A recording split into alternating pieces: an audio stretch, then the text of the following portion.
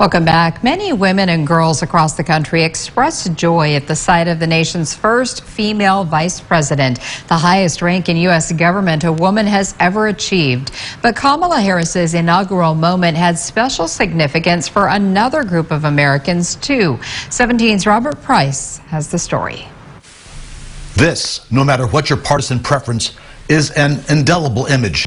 A woman taking the oath of office to become Vice President of the United States, a heartbeat away from Commander-in-Chief. So help me God.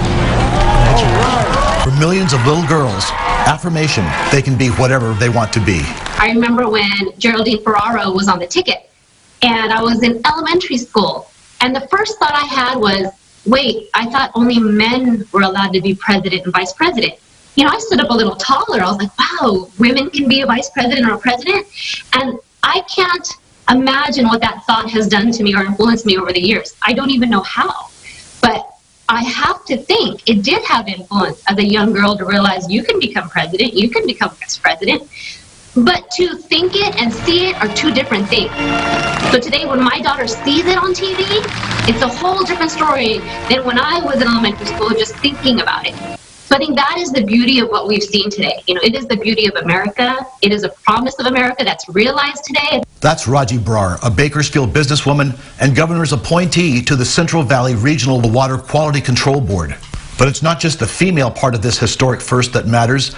It's the fact that as the daughter of an immigrant from India, Harris is the first person of South Asian descent to serve as vice president.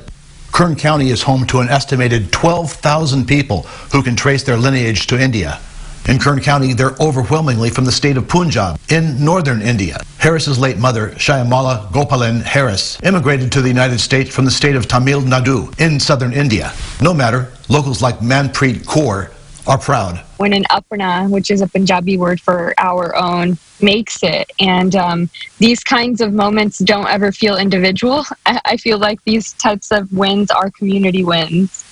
Mona Gill, an Indian-American optometrist, is excited by both of the breakthroughs that Kamala Harris represents. Ecstatic. I'm so excited because when you go out in the world, you see such diversity, and I feel like the U.S. is just made up of so many different people and cultures and traditions, and I feel like she represents all of that. All three say they hope Harris can be an influence in the Biden administration's dealing with India's authoritarian president, Ram Nath Kovind.